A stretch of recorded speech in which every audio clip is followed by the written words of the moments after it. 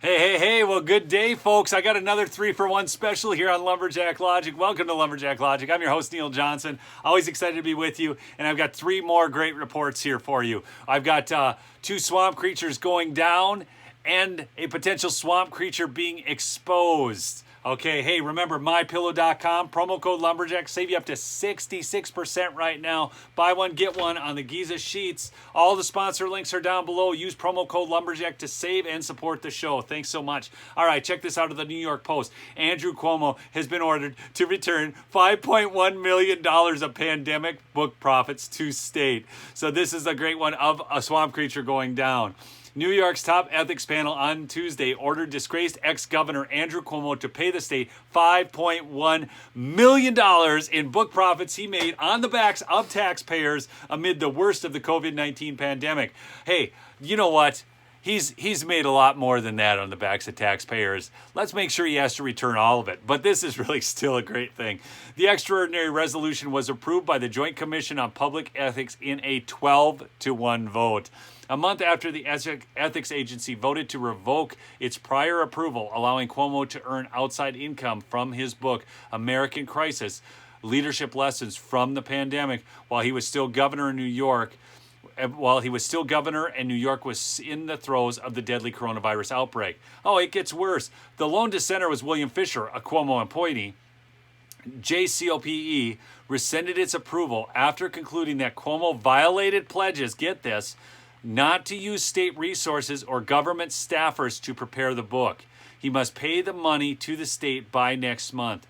The resolution, drafted by Commissioner David McNamara, a Senate Republican appointee, said Cuomo now lacked the legal authority to engage in outside activity and receive compensation in regard to the book since JCOPE rescinded its approval. Governor Cuomo is not legally entitled to retain compensation for any form of outside activity related to the book, McNamara said.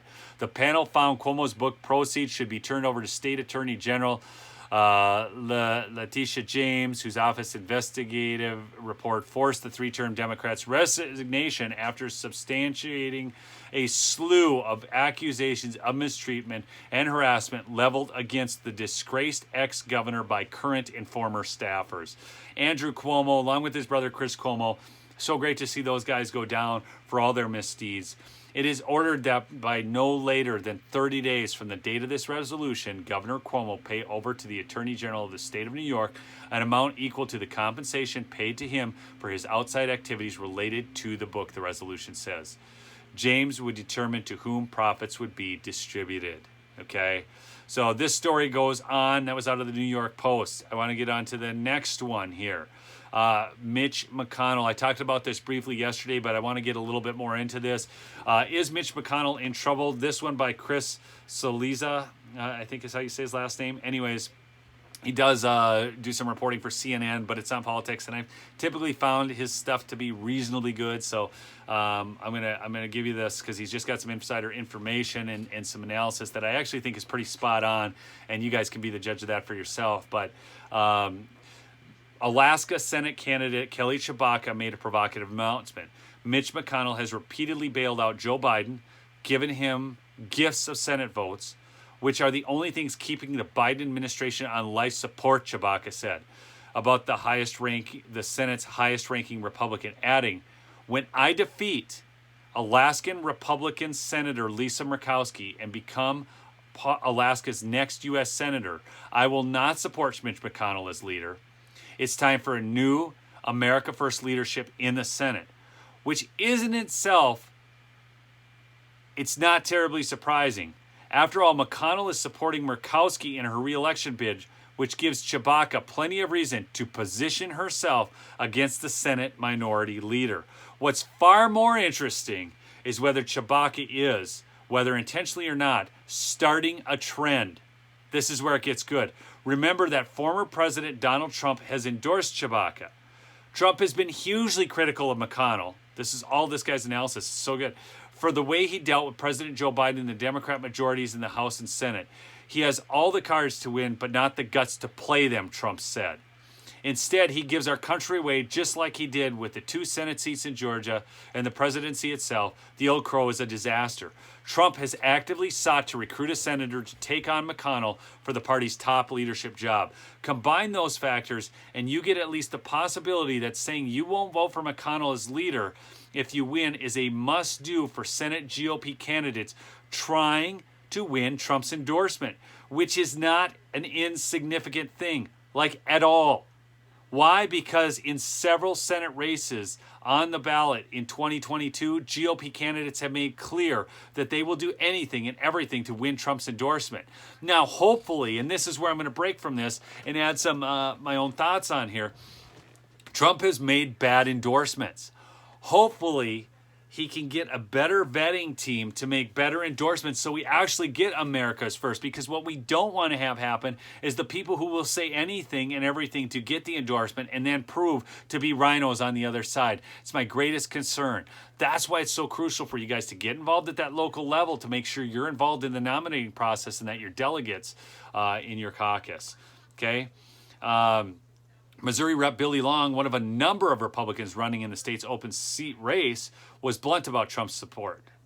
If he endorses this race, I don't care who he endorses, it's over, Long told Political recently. And that's what I'm trying to impress upon him is that, you need to get involved in this race and put an end to it. Long also pointed out that he was wearing a tie that Trump had signed, which, well, okay.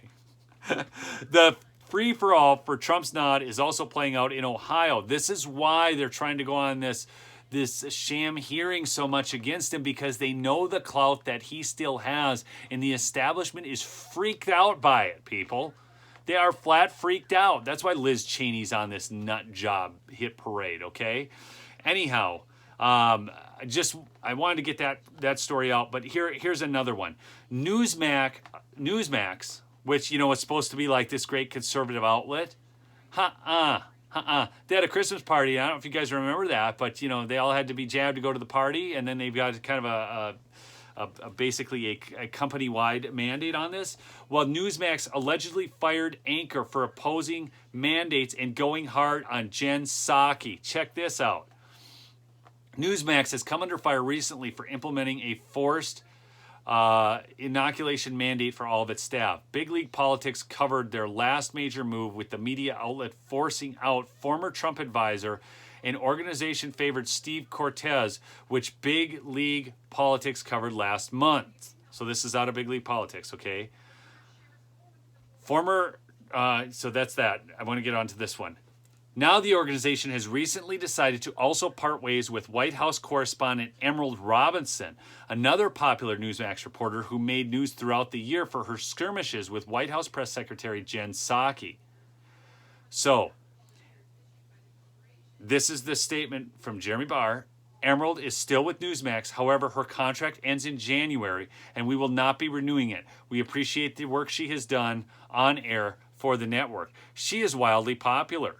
I mean, she has massive followings on Twitter, on Gab, all over the place. She's got a locals channel. Robinson's questioning towards Psaki during the White House press briefings apparently struck a nerve with the CEO of Newsmax, with network insiders exclusively telling Red State that Robinson upset Newsmax CEO Chris Ruddy when she refused to obey his June 2021 directive to go easy on the Biden administration, particularly Jen Psaki. If you think Newsmax is a conservative outlet and you think they're your friend, this is clearly proving they are not. Anonymous sources also indicated to Red State suspicions of Robinson also being targeted due to her refusal to be coerced into taking the shot and for her own personal opinions on the treatment in general. Now, Newsmax has attempted to lie and deny that they are enacting this mandate. I mean, it came out and then they're like, no, and so. But the fact is, Grant Stinchfield was barred from attending a network Christmas party because they chose to hold it at a venue where jab cards were required. That's what's going on with Newsmax, folks. Hey, remember, support the sponsors and support the show. MyPillow.com. Look, man, you'll be taking this thing with you wherever you go. Even you tough, burly men, they're lovely. Anyways, I love you, folks. Peace out. Remember, subscribe to the channel.